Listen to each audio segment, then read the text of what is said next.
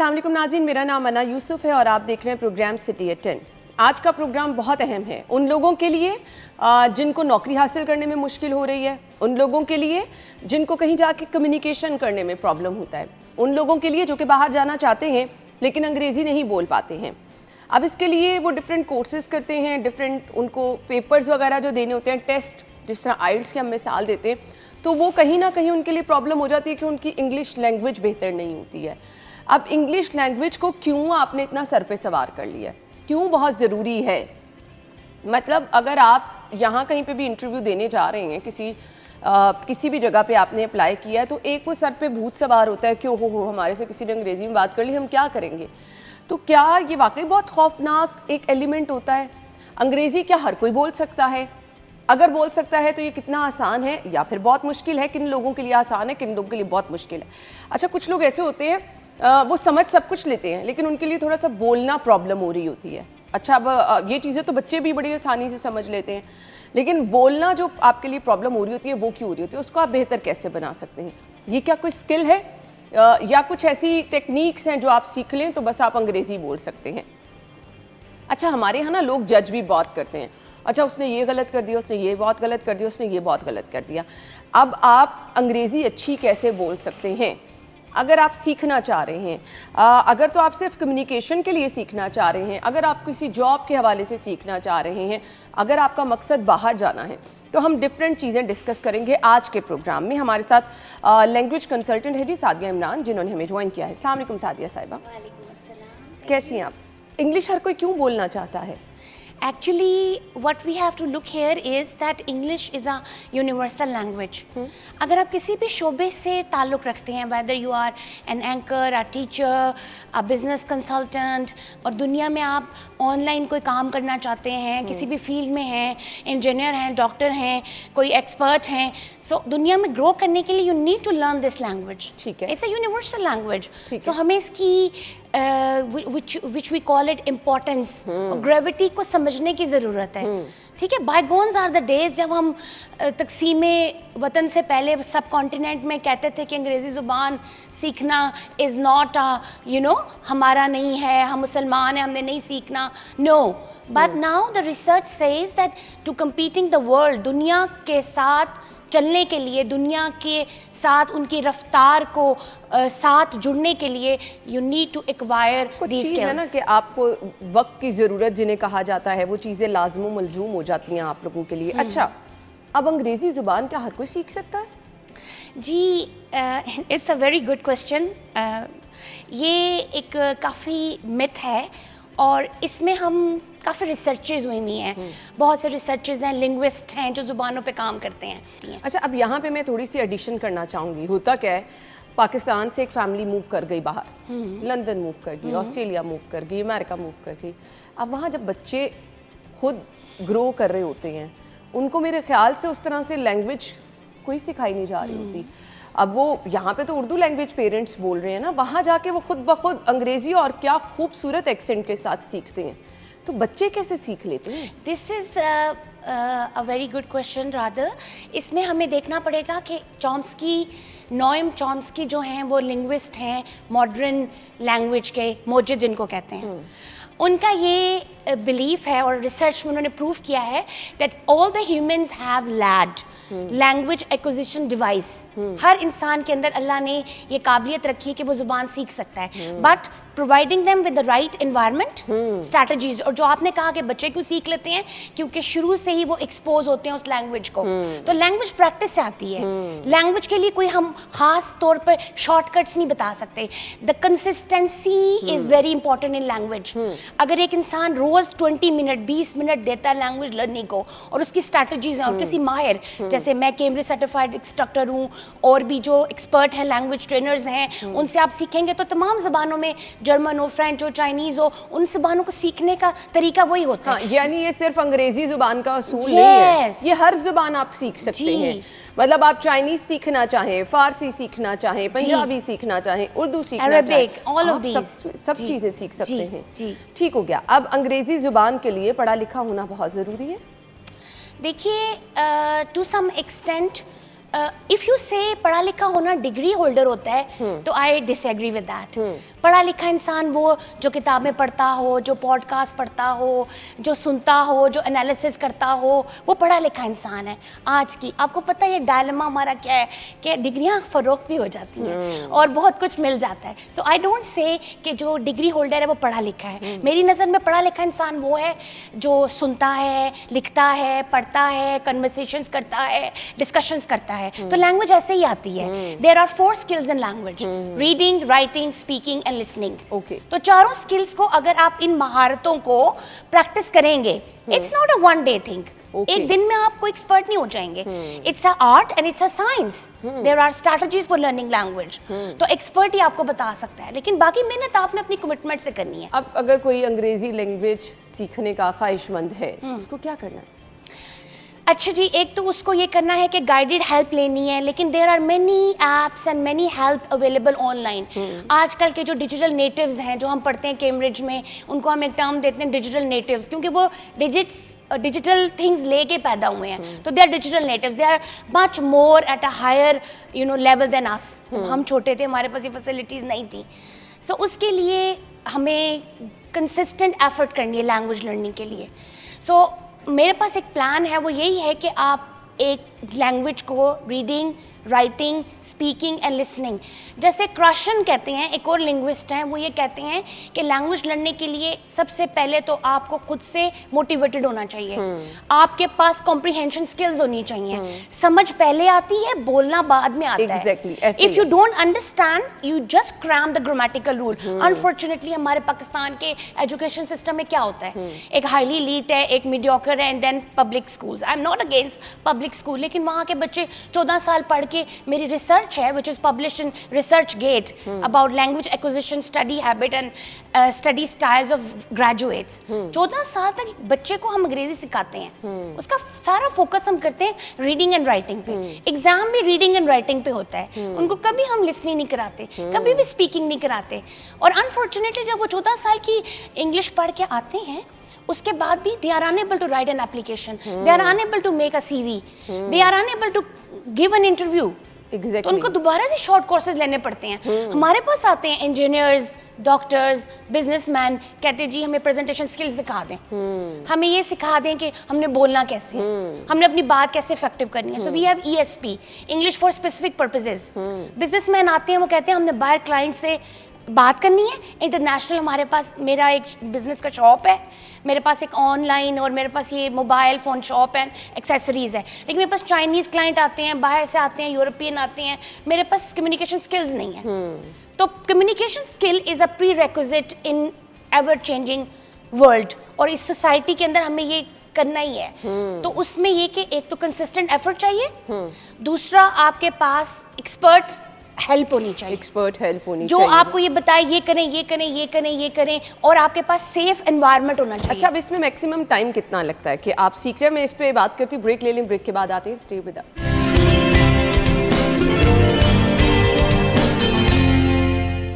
Welcome back once again. अच्छा, हमारे यहाँ बहुत बड़ी तादाद उन लोगों की भी है जो कि बाहर जाना चाहते हैं। अब कुछ लोग जाना चाहते हैं स्टडी वीज़ा पे, कुछ लोग जाना चाहते हैं किसी काम के सिलसिले में। आप दोनों सूरतों में सम टाइम रिक्वायरमेंट्स आपकी क्या होती हैं कि आपने आइल्स देना है, डिफरेंट टेस्ट देने हैं, उसमें फिर अंग्रेज़ी ज़ुबान आपने सीखनी है। सो सादिया साहिबा, उसके लिए क्या करना है? These are two things. एक तो है ESP, English for specific purposes, कि जर्नल इंग्लिश आपको आनी चाहिए, ठीक है, as an anchor, as a business expert, as a communicator, आपको जर्नल आनी चाहिए। तो अंग्रेजी तो आपकी अच्छी होनी चाहिए, and all the 4 skills, reading, writing, speaking and listening. लेकिन नाउ योर क्वेश्चन इज कि जो इंटरनेशनल टेस्टिंग है, जिसमें IELTS आ जाता है, PTE आ जाता है, TESOL आ जाता है, डुओलिंगो आ जाता है, there are many test. Universities जो हैं डिफरेंट टेस्ट जो हैं वो एक्सेप्ट करती हैं, उनके बैंड एंड स्कोर होते हैं। क्यों वो करती हैं ये चीज़, उसकी क्या सिग्निफिकेंस है? एक तो स्टूडेंट्स के लिए भी रिक्वायर्ड है, और इमिग्रेशन, ये अगर आपने वहाँ सेटल होना है, because they want to know that if you are coming to their country how expert you are. आप वहाँ पे कम्युनिकेट कर सकते हैं, जर्नल डिस्कशन कर सकते हैं। तो उसमें क्या है, उनको हमने सिखाना होता है daily base conversation, okay, about themselves. Okay. Who are you? What do you do? Okay आपकी what do you do in your free time, आप क्या करते हैं, आप कस्टमर से मिलते हैं, आप गए हैं कहीं पर, रियल लाइफ सेटिंग्स में इंटरेक्शन आनी चाहिए, ओके, निगोशिएशन आनी चाहिए, ठीक है। अब टेस्ट में ये है, उसकी ये ट्रिक्स हैं जो मैं आपको दे सकती हूँ। इंग्लिश लैंग्वेज सीखना उस टेस्ट की नहीं होगी। हमारे पास स्टूडेंट आते हैं, मुझे जी 6.5 बैंड चाहिए आइल्स में, लेकिन हम उसका पहले एक करते हैं नीड एनालिसिस, उनका एक टेस्ट ले लेते हैं, टेस्ट लेके हम देखते हैं अभी उनका क्या बैंड है। अगर वो 4 बैंड है अंग्रेजी पे, 4.5, ये सारे जो बैंड्स हैं इनकी डिस्क्रिप्शन रूब्रिक्स में लिखी होती है केम्ब्रिज में और इंटरनेशनल उसमें, तो टीचर्स को पता होता है कि कितना कितना है, जो एक्सपर्ट होते हैं। अगर उनका 4 बैंड आ रहा है और वो कह रहे हैं 6.5 मुझे 1 महीने में पढ़ा दे, या 20 डेज में या 15 डेज में हो जाता है, तो हम इंग्लिश तो इम्प्रूव नहीं ना कर सकते इतनी जल्दी। We can tell them tips and tricks to वो स्ट्रैटेजी के टेस्ट में क्या क्या आएगा, क्या मॉड्यूल्स आएंगे। फॉर एग्जाम्पल, अब हमारे पास 4 मॉड्यूल्स हैं इन PTE एंड इन IELTS, और डुओलिंगो में भी होते हैं, और ये डिफरेंट टाइप्स होती हैं। सिर्फ अगर मैं IELTS की बात करूं तो IELTS एकेडमिक IELTS होता है, IELTS कोर होता है, और IELTS होता है लाइफ स्किल। 3 तरह के IELTS होते हैं। इसी तरह PTE के भी डिफरेंट होती हैं टाइप्स, सबके डिफरेंट टाइप्स होती हैं। तो an expert can give you the test types कि क्वेश्चन टाइप्स कैसे हैं, ठीक है। इसकी डिटेल मैं आपको जो है वो 1 by 1 बता देती हूँ। ठीक है, आप बता सकती हैं जी। रीडिंग में हमारे पास जैसे रीडिंग स्ट्रैटेजी है IELTS की, तो IELTS एकेडमिक रीडिंग में और जर्नल रीडिंग में 3 पैसेजेस आते हैं रीडिंग के, ओके, और हर रीडिंग पैसेज के लिए आपको 20 मिनट्स रिक्वायर होते हैं करने के लिए, ठीक है। So an expert I can give them tips and tricks. ठीक है। रीडिंग आपने कैसे करनी है, you are not going to read the whole passage, and you have to finish the passage in 20 minutes. 1 passage, 2 passage, and the 3rd passage. And the level of difficulty will be increasing. पहले simple होगा, फिर थोड़ा advance होगा, फिर advance होगा, and there are test types. ठीक है। लेकिन आपने पूरा 20 मिनट में आप पढ़ भी नहीं सकते, लेकिन आपकी रीडिंग होनी चाहिए। You have to skim, you have to scan, you have to look for information. पहले टेस्ट टाइप्स के जो क्वेश्चंस होते हैं, फिल इन द ब्लैंक होते हैं, ट्रू फॉल्स नॉट गिवन होती हैं, या मैचिंग दी पैराग्राफ्स होते हैं, डिफरेंट टाइप्स होते हैं। Okay. तो उनको समझने के लिए पहले आपने क्वेश्चंस पढ़ने हैं। When you read the question, you know you have to predict what is going to come. क्या ये मुझसे डेट पूछ रहे हैं, नाम पूछ रहे हैं, किसी की जगह पूछ रहे हैं, स्पेलिंग्स पूछ रहे हैं? अब इसमें अंडरस्टैंडिंग से ज्यादा कुछ टेक्निक्स हैं जो आपको आनी चाहिए। तो ये रीडिंग इज वेरी इंपॉर्टेंट। ये आपको, इसके लिए मैं ये एडवाइस करूंगी, पॉडकास्ट पढ़ें, रीडिंग करें, आप लोग पढ़ते रहें। जो अच्छे स्टूडेंट्स होते हैं, जिनकी कंसिस्टेंटली OA लेवल्स के बच्चे हैं, जिन्होंने रीडिंग की होती है इतनी ज़्यादा, उनकी स्किल्स अच्छी होती है, पॉलिश होती है। लिसनिंग कितनी ज़रूरी है? Listening is also as important. देखिए, 2 प्रोडक्टिव स्किल्स होती हैं, 2 रिसेप्टिव स्किल्स होती हैं। रिसेप्टिव स्किल्स का मतलब है जो हम रिसीव कर रहे हैं, reading and listening. Listening receptive skill है। You will not understand unless I speak कि मुझे समझ आया कि नहीं। जी बिल्कुल। तो 2 चीजें हम ले रहे होते हैं, और 2 होती है productive, speaking and writing. Through writing you understand मुझे क्या समझ आई, बोलने से मुझे पता चलेगा क्या है। तो listening and speaking are as important as reading and writing, क्योंकि रीडिंग राइटिंग तो बच्चे करते ही रहते हैं पूरे 14 साल। कुछ आसान टेक्निक बता दें वो लोग जो कि अंग्रेजी सीखने के ख्वाहिशमंद है, 3-4 चीज़ें कि वो ये कर लें तो वो कम से कम अच्छी अंग्रेजी बोल सकेंगे। बहुत एक्सपर्ट तो नहीं, बट अच्छी अंग्रेजी बोल सकते हैं। Every day they have to practise for about 20 to 30 minutes. Okay. वो क्या करें कि वोकैबुलरी लर्न करें। वोकैबुलरी ऐसे रट्टे नहीं मारने, ग्रामेटिकल रूल्स ऐसे रट्टे नहीं मारने। You have to learn language in context. Okay. आपने क्या करना है, स्टोरीज पढ़नी है, आर्टिकल्स पढ़ने हैं, उनके अंदर आपके पास जो जो नए नए वर्ड्स आ रहे हैं उनका आपने वोकैबुलरी का बैंक बना लेना है। जो लैंग्वेज की यूसेज इज वेरी इंपॉर्टेंट, ठीक है। तो ये कहते हैं वाइगॉट्स्की। वाइगॉट्स्की कहते हैं देयर इज, उनके पास एक थ्योरी थी, जोन ऑफ प्रॉक्सिमल डेवलपमेंट, और इसमें काम आ जाता है स्कैफोल्डिंग का, जो टीचर्स करते हैं, एक्सपर्ट करते हैं, कि वो उनकी इंफॉर्मेशन अभी तक जो है उसको बिल्ड ऑन करें। ठीक है। तो वो ये क्या करें कि अपनी रिकॉर्डिंग करें। They have to talk about daily things, they have to function their language. Language कभी भी सीख के नहीं आती जब तक आप प्रैक्टिस ना करें। ठीक हो अगर गया। आप प्रैक्टिस नहीं करेंगे लैंग्वेज आपको नहीं आएगी। So you have to practise every day. अगर आप चाहते हैं कि आपका बच्चा अच्छी अंग्रेजी बोले, छोटी एज से आप बच्चे को सिखा रहे होते हैं ना कि अच्छा उसने स्कूल जाना है तो वो कुछ चीज़ें बेसिक सीख के जाए, अच्छी अंग्रेजी बोलना शुरू करे, तो क्या करना चाहिए? There are simple sentences that you have to practise. Parents को मैं ये एडवाइस करूंगी, जैसे हमारे पास तीनों लेवल्स के, एक बिगनर लेवल होता है, एक इंटरमीडिएट होता है, एडवांस होता है। इसमें लैंग्वेज में जो लेवल्स होते हैं ये एज पर डिपेंड नहीं करते। एक एडल्ट भी बिगनर लेवल में आ सकता है। तो उनको हम क्या करते हैं, डिफरेंट सेंटेंसेस एंड जार्गन्स है वो हम देते हैं। जैसे इंस्ट्रक्शन से आप शुरू करें, come here, go there, switch on the fan, switch off the fan. तो हम सिंपल सेंटेंसेस, पेरेंट्स को मेरी एडवाइस है, सजेशन है कि वो प्रैक्टिस करें और कंप्लीट सेंटेंस बोलें। Go bring a glass of water, give me this. अगर पेरेंट्स ऐसे करते हैं, अनफॉर्चुनेटली वो कहते हैं वाटर पियो। नो, ऐसे नहीं कहना, पूरा जुमला बोलना है, drink the water, come here. तो ये आसान चीजें हैं। अगर आप ये इसका मतलब ये है कि क्लासरूम में भी हम क्या कहते हैं, एक सेफ एनवायरनमेंट करते हैं ताकि लोग मजाक ना उड़ाएं, हंसे ना। अगर वही सेफ एनवायरनमेंट आप घर में देंगे, आप कहीं पे भी देंगे, लैंग्वेज एक्वायर हो सकती है।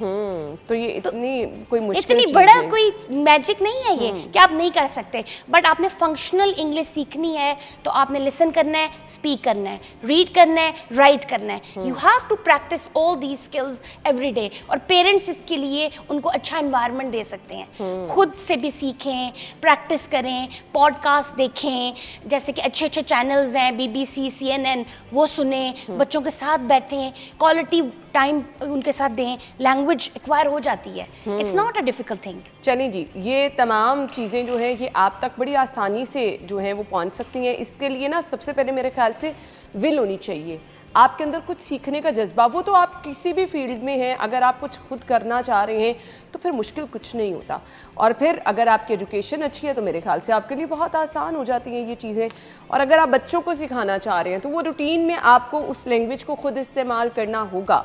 बच्चों के साथ मैक्सिमम उस लैंग्वेज में बात करें जो भी आप उनको सिखाना चाह रहे हैं। देखें अगर कोई इंसान इतना पढ़ा लिखा नहीं है, वो ये फील ना करे कि वो लैंग्वेज नहीं सीख सकता। आप देखें बाहर लेमैन्स होते हैं, कितनी अच्छी इंग्लिश बोलते हैं। बिल्कुल लेमैन होते हैं, मजदूर होते हैं, बिल्कुल आम होते हैं। तो लैंग्वेज एक अल्लाह ताला ने कुदरती इंसान के अंदर एक कैपेबिलिटी रखी है, उसको बस प्रैक्टिस करें। ये एक स्किल है, महारत है। जैसे आप मिस्त्री बन सकते हैं, शेफ बन सकते हैं, आप कोई भी चीज़ में महारत, ड्राइविंग अच्छी कर सकते हैं।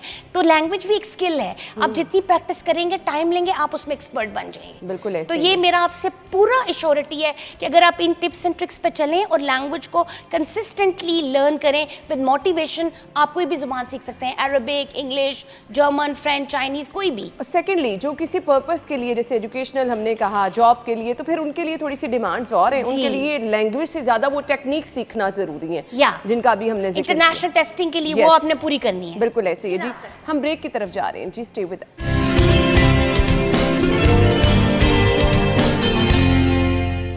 Welcome back once again. So हम आपके साथ शेयर कर रहे हैं जी कुछ टेक्निक्स, अगर आप अंग्रेज़ी सीखना चाह रहे हैं तो आसान कैसे हो सकती है।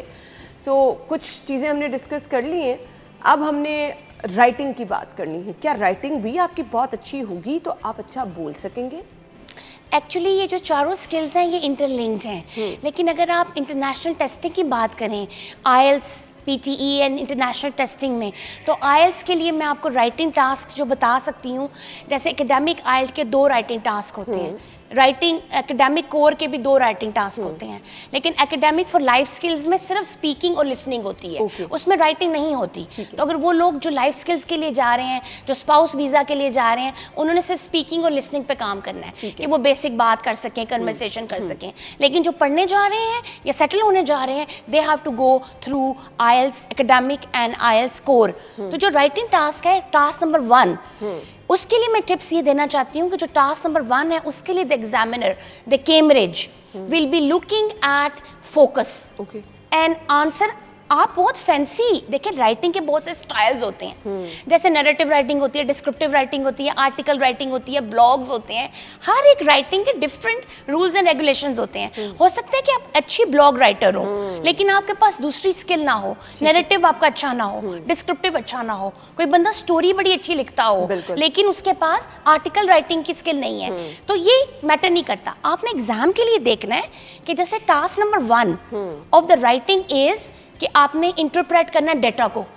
आपको कोई भी ग्राफ दिया होता है, कोई भी चीज दी होती है, पिक्चर दी होती है, there are different types of graphs, line graph, bar graph, all of these. उनको आपने डिस्क्राइब करना होता है 150 वर्ड्स में। ये टास्क 1 है। तो आपने टू द पॉइंट आंसर करना है, आपने फैंसी लैंग्वेज यूज नहीं करनी, आपने सीधा बताना है this chart illustrates the following thing, okay. और फैक्चुअल राइटिंग कहते हैं इसको। Task number 2 is essay writing. Essay writing में भी 5 टाइप्स ऑफ ऐसे आपने पढ़ने होते हैं। आर्गुमेंट ऐसे, टू आपने फेवर में बोलना है, अगेंस्ट में बोलना है, कंपैरिजन करना है, तो डिफरेंट टाइप ऑफ ऐसे हैं। उसकी टेक्निक आपको सीखनी पड़ेगी। अगर आप एक ही तरह का ऐसे हर जगह लिख देंगे, आपका आइल्स में भी जो है वो ये है, और जर्नल आइल्स में भी और एकेडमिक आइल्स में भी, दोनों में आपका सेम है। तो आपने 5 टाइप्स ऑफ एसे की प्रैक्टिस करनी है। You need to know, but general उसका जो टिप है वो यही है, उसका जो आपका फॉर्मेट है, introduction, paragraph 1, paragraph 2 and conclusion. तो आपने इस तरह से करके अपने, लेकिन राइटिंग के अंदर आपका एक्सप्रेशन डज मैटर, आपकी वोकैबुलरी डज मैटर, आपकी पैराफ्रेजिंग, सिनोनिम्स आने चाहिए। मैं एक एग्जांपल देती हूँ। आप कहते हैं I am very happy, happy happy happy कहते रहते हैं। I am very glad, I am very excited, I am enthralled, okay. I am, आपके पास मैक्सिमम वर्ड्स होने चाहिए। वोकैबुलरी डेवलपमेंट, सिनोनिम्स, ताकि आप वही बात को अच्छे से कर सकें। हम कहते हैं पीपल पीपल पीपल, पीपल की जगह कौन सा वर्ड यूज हो, इंडिविजुअल्स, इंडिविजुअल यूज कर सकते हैं पीपल की जगह। So you need to have vocabulary for writing. Writing में आपका ग्रामेटिकल स्ट्रक्चर ठीक होना चाहिए, ऑर्गेनाइजेशन होनी चाहिए, कोहेजन एंड कोहेरेंस होनी चाहिए, आपकी बात शुरू होना चाहिए, मिडल होना चाहिए, इख्तिताम अच्छा होना चाहिए। It's an organisation skills. सही। और मैं आपको बताऊं, इंटरेस्टिंगली जो ऑर्गेनाइजेशनल स्किल्स हैं ये आपके स्पीकिंग मॉड्यूल में भी काम आती हैं। ग्रेट। ठीक है। और स्पीकिंग मॉड्यूल जो आइल्स का है उसमें आपके पास 3 सेक्शंस हैं। In section number 1 they will talk about yourself, what do you work, do you study and all that. लेकिन उसकी टिप यही है कि आपने एक लाइन में जवाब नहीं देना, आपने अपनी बात को एक्सटेंड करना है। ठीक है, एक्सटेंड करना है, और उसके लिए आपके पास जुमले होने चाहिए, क्योंकि आपने कन्वर्सेशन करनी है, आपने नेचुरल स्पीकर बनना है। वहां पर आपने कोई रटे रटाए जवाब नहीं देने। They will look at your skill of natural communication. 3-4 line में आपने बोल देना। ठीक है। Do you like your work place, आपको अपनी जगह पसंद है वर्क प्लेस की। अच्छा, इसमें बातें ज्यादा लंबी भी ना करें तो मेरे ख्याल नो, 3 से 4 जुमले, हाँ, बस आप इतना करना है। बिल्कुल। जो टास्क 2 है of IELTS exam, that is very important, cue card.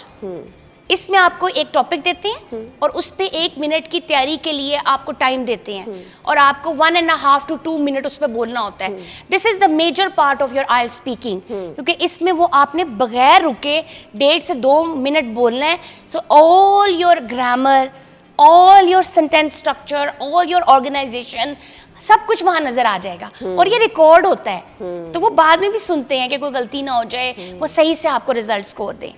And the third part is analytical questions, जो आपका मोस्टली सेकंड पार्ट होता है ना, उसके अंदर ही से क्वेश्चंस पूछते हैं। जैसे सेलिब्रेशन का टॉपिक है, तो वो आपसे पूछेंगे सवाल, एनालिटिकल सवाल पूछेंगे कि पहले किस तरह की सेलिब्रेशंस होती थी, क्योंकि आप पास्ट टेंस में बोल सकते हैं कि नहीं, अभी कौन सी सेलिब्रेशंस होती हैं और फ्यूचर में कैसी सेलिब्रेशंस होंगी।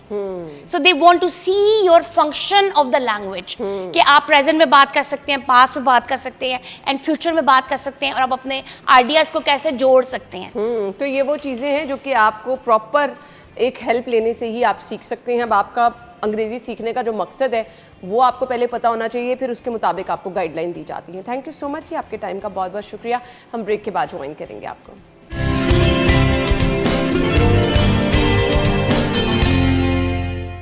Welcome back once again. Programme के हिस्से में जी हम आपकी मुलाकात कराने वाले हैं। आर्ट की बड़ी मुख्तलिफ और बहुत खूबसूरत शक्लें होती हैं।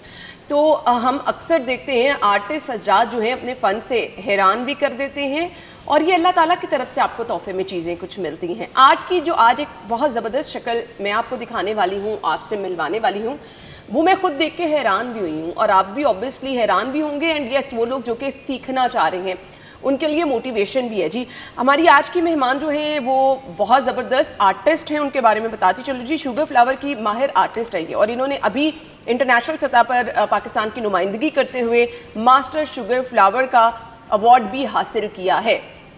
हमारी मेहमान जो हैं वो बहुत ही ज़बरदस्त महारत के साथ क्या खूबसूरत तरीके से फूल बनाती हैं।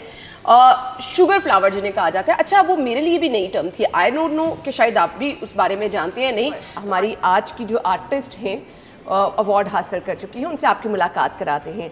अस्सलाम वालेकुम महविश। वालेकुम सलाम। कैसी हैं? अल्हम्दुलिल्लाह, आप कैसी हैं? थैंक यू सो मच, बहुत बहुत शुक्रिया आपके टाइम का। ये आर्ट की बड़ी डिफरेंट सी एक आज टर्म मुझे पता चली है, तो इसको ज़रा हमें एक्सप्लेन कीजिए, है क्या?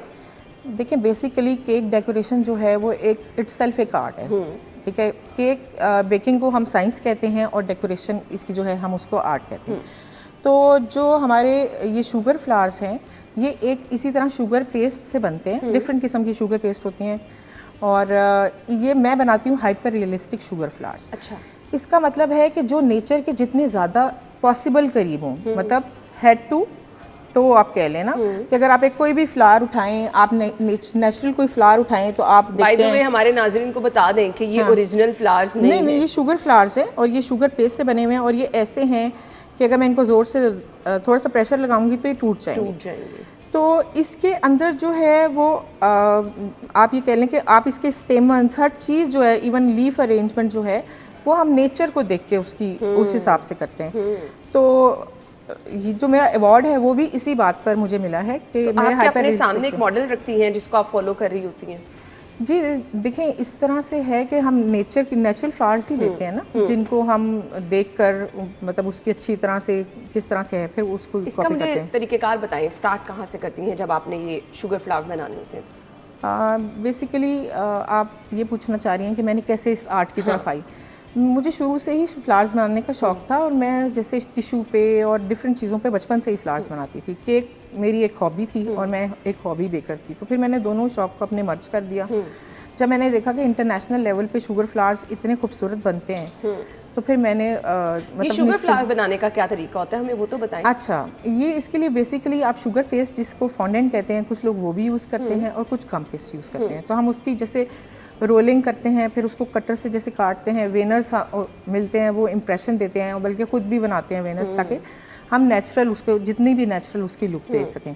फिर उसके बाद ये स्टेप बाय स्टेप फ्लावर्स बनते हैं। कुछ स्टेजेस पे आपको फ्लावर को जो है ड्राई भी करना होता है, फिर उसके बाद इसकी जो है वो डस्टिंग की जाती है एडिबल कलर से। ठीक है। बेसिकली जो इंटरनेशनल स्टैंडर्ड है ना वो ये है कि जब आपका केक एडिबल है उसके बाद जो भी चीज़ यूज़ हो रही है वो एडिबल होनी चाहिए। बिल्कुल बिल्कुल। तो वो फिर इसलिए ये शुगर फ्लावर्स जो हैं ये एडिबल, हर चीज़ इसमें एडिबल ही यूज़ होती है। यानी हम ये खा भी सकते हैं? जी जी, खा भी सकते हैं, लेकिन बस उसका टेस्ट जिस तरह चीनी का टेस्ट होता है वैसे ही है। सही। सो ये तमाम जो आपने ये फ्लावर तैयार किए, कितना टाइम लग जाता है? देखिए, ये तो डिपेंड करता है कि आप कितने उसको रियलिस्टिक बना रहे हैं। जितना आप ज़्यादा रियलिस्टिक बनाते हैं उतना ही ज़्यादा टाइम टेकिंग है। नहीं तो अगर आप एक आम जो बंदा है वो इसमें डिफरेंस नहीं कर सकता। मुझे तो लगता है केक तैयार करने से ज़्यादा टाइम जी जी बिल्कुल, डेकोरेशन के ऊपर हमेशा जो है वो ज़्यादा ही टाइम लगता है। तो अगर आपने एक ऑर्डर तैयार करना होता है उसके लिए मैक्सिमम मिनिमम कितना टाइम दरकार होता है आपको? देखिए, नॉर्मली तो जो है आप ये कह लें कि मैं सिर्फ केक्स पे काम जो है वो एज ए हॉबी बेकर ही करती हूँ और क्योंकि मैंने फील्ड इसको चूज़ कर लिया है। तो अगर किसी ने मुझसे वेडिंग केक के फ्लावर्स बनवाने होते हैं जैसे बेकर्स लेते हैं तो मैंने उनको कहा है 10 डेज़ पहले वो ऑर्डर प्लेस करें। तो यानी आप स्पेसिफिकली फ्लावर्स पे ज़्यादा काम करती हैं? जी, केक से मैंने शिफ्ट कर ली अपनी फील्ड ना। अच्छा, कुछ डिफरेंट करने के लिए। सही। और ये बेसिकली सिर्फ शुगर फ्लावर ये है जो आपकी एक्सपर्टीज़ में है, आप यही बनाती हैं? नहीं नहीं, मैं केक्स भी मुझे सब बनाने आते हैं। नहीं नहीं, फ्लावर में डिफरेंट टाइप्स की मैं बात कर रही हूँ। नहीं नहीं, देखिए शुगर फ्लावर्स वैसे क्ले के फ्लावर्स भी होते हैं। जब आपको एक मेथड आ गया है, क्ले के फ्लावर्स वो होते हैं जो डेकोरेशन के लिए यूज होते हैं। ठीक है, तो क्ले को तो हैंडल करना बहुत आसान है। शुगर जो होती है, आप बना रहे हैं, थोड़ा सा पेटल ड्राई हो गया और आपने उसको सही तरह से हैंडल नहीं किया सही टाइम पर तो पेटल टूट जाएगा, आपका फूल बनने में ही टूट जाएगा। जबकि जो दूसरे मीडियम्स होते हैं जैसे क्ले हो गई, इटालियन क्ले इस तरह की, उनमें ऐसा इशू नहीं होता, वो चाहे गिर रहे हैं कुछ भी हो रहे हैं वो तो नहीं वो टूटते। कंपैरेटिवली आसान होता है। हमें ज़रा इसको डिकोर करके दिखाएं ना कि ये जो आपने फूल बनाए हैं तो इनको बाद में आप इनको डिस्प्ले किस तरह से करती हैं, एक प्रॉपर लुक इसकी किस तरह से निकालती हैं? अच्छा, इस तरह से है कि आप अगर ये देखें, लोगों को अक्सर ये प्रॉब्लम आती है कि जी शुगर, ये इस तरह की फ्लोरल टेप्स मिलती हैं ग्रीन और वाइट, ये आप अपने अकॉर्डिंग टू जो भी आपका केक का कलर है उसके हिसाब से ले लें, ठीक है। ये फ्लोरल टेप लेके और ये देखें ये सब इकट्ठे हैं। असल में लोग ऐसे करते हैं कि वो नीटनेस नहीं आती कि जगह जगह लगा देते हैं, इसका पहले बंच बनाएं और फिर लगाएं। ठीक हो गया। तो उसमें ये होता है कि आपको प्रॉब्लम नहीं होती, ठीक है। ये देखें ये टेप से मैं इसको ठीक है ज्वाइन कर रही हूँ और उसमें फिर केक में एक नीटनेस भी रहती है जब आप इस तरह से बंच बना के लगाते हैं ना। जब एक एक अलग अलग करके लगाते हैं फिर जगह जगह होल हो रहे हैं। आप ये नीचे वाला भी देखें तो मैंने एक तरह से बंच बना के लगाया है जी। इसको पहले आप टेप से रैप करें, फिर केक के अंदर चाहे तो आप किसी टूथपिक से या किसी चीज़ से, चूंकि इसके अंदर वायर यूज़ होती है तो हमने इसको फूड सेफ बनाना है, ठीक है। उसके लिए ये टेप यूज़ करना बहुत ज़रूरी है। ऑब्वियसली आप अगर उसमें केक में ये लगा रहे हैं तो वो सेफ होना चाहिए। और इन फ्लावर्स का मकसद ये है कि जैसे अक्सर नेचुरल फ्लावर्स जो हैं लोगों को नहीं पता होता कि वो पॉइजनस हैं, ठीक है। वो केक पे लगा देते हैं और कुछ नहीं तो एटलीस्ट केक्स बच्चे खाते हैं तो बच्चों को डायरिया और इस तरह के प्रॉब्लम्स हो सकते हैं। और बल्कि हमारे यहाँ पर बहुत एक कॉमन फ्लावर यूज़ भी होता है, वो लोगों को इसकी शायद नहीं है, आप कह लें इतनी अवेयरनेस कि वो अच्छा नहीं है, मतलब बच्चों को डायरिया भी कर सकता है, लेकिन हम नहीं आते इस चीज़ की तरफ। और दूसरा पेस्टिसाइड्स हुए होते हैं, लगे इनके ऊपर लगे होते हैं, स्प्रे हुआ होता है पेस्टिसाइड्स का, तो इस तरह से ये फ्रूट सेफ रहते हैं ये।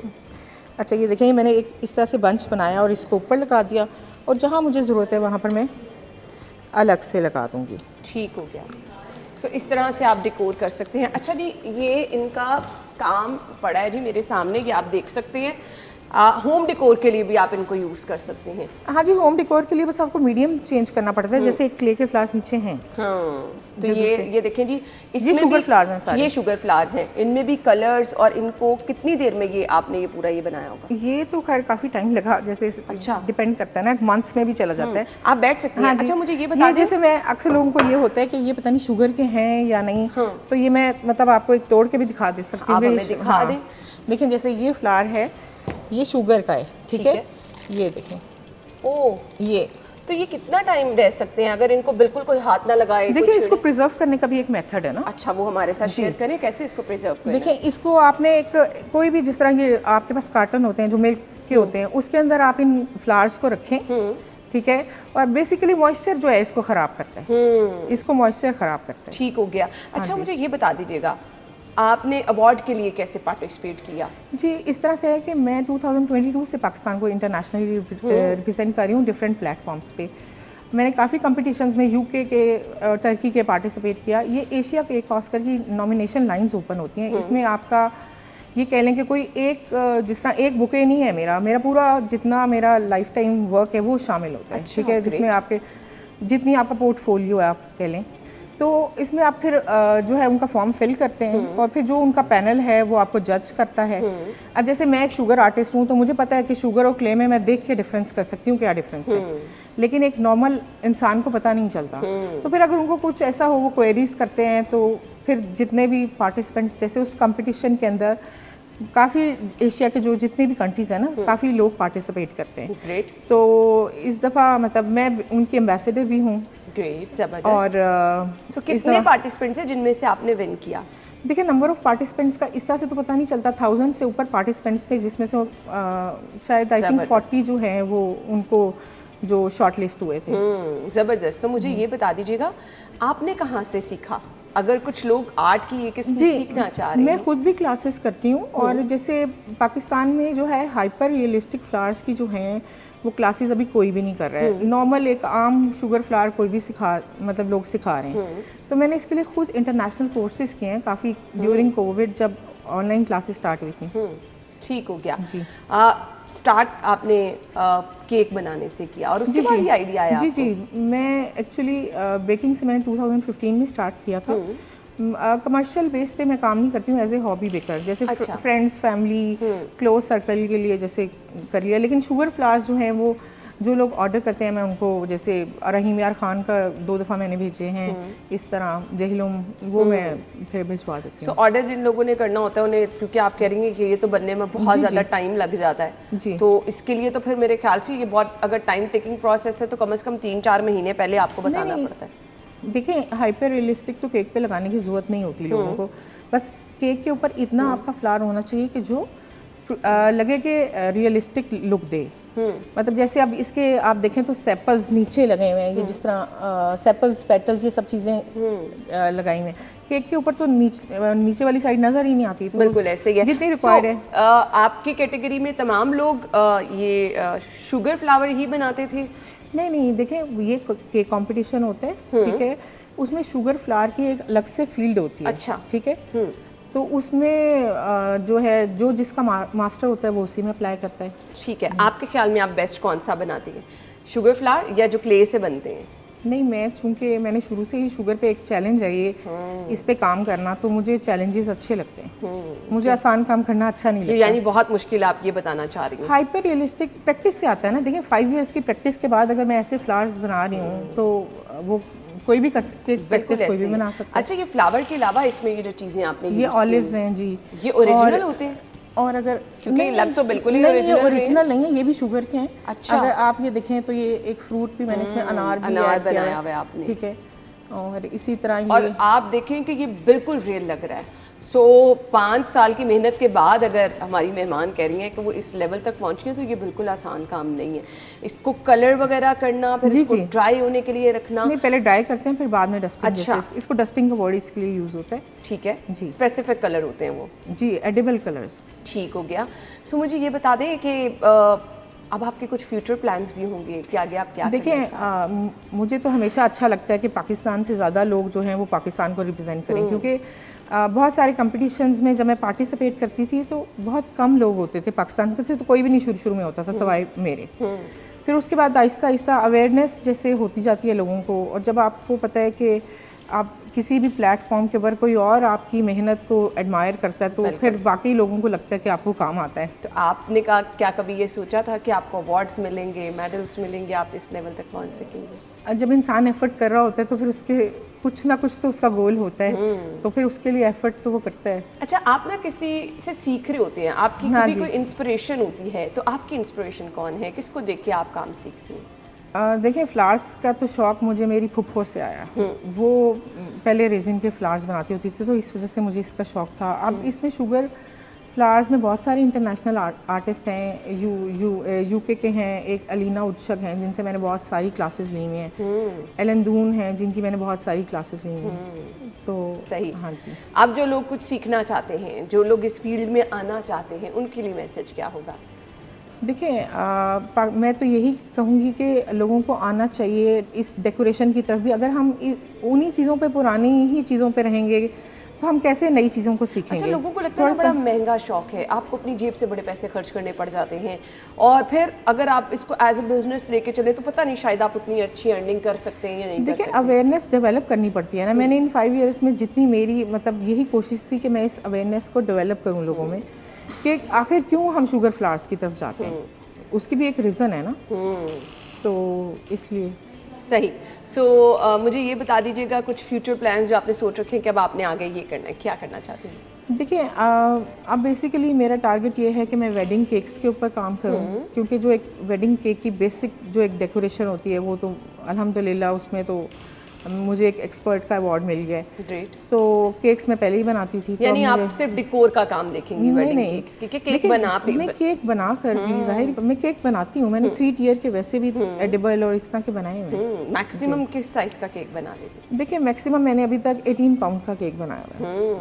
वो मैंने इसी साल बनाया था जी। ठीक है, और डिफरेंट फ्लेवर्स आप जी जी एज पर कस्टमर के डिजायर जो जी भी बिल्कुल ऐसे ही है। जो भी मतलब फ्लेवर्स मुझे बल्कि होता है कि नए फ्लेवर्स पे मैं काम करूँ। सही। चलें जी, thank you so much, good luck. बहुत अच्छा लगा देख के, और जिस तरह से आप मेहनत कर रही हैं और इतना मेहनत वाला काम, और नो डाउट आप इससे बड़े अवार्ड के भी हकदार हैं। थैंक यू सो मच जी, आपके टाइम का बहुत बहुत शुक्रिया। नाज़रीन, हमें इजाज़त दीजिए, अल्लाह हाफ़िज़।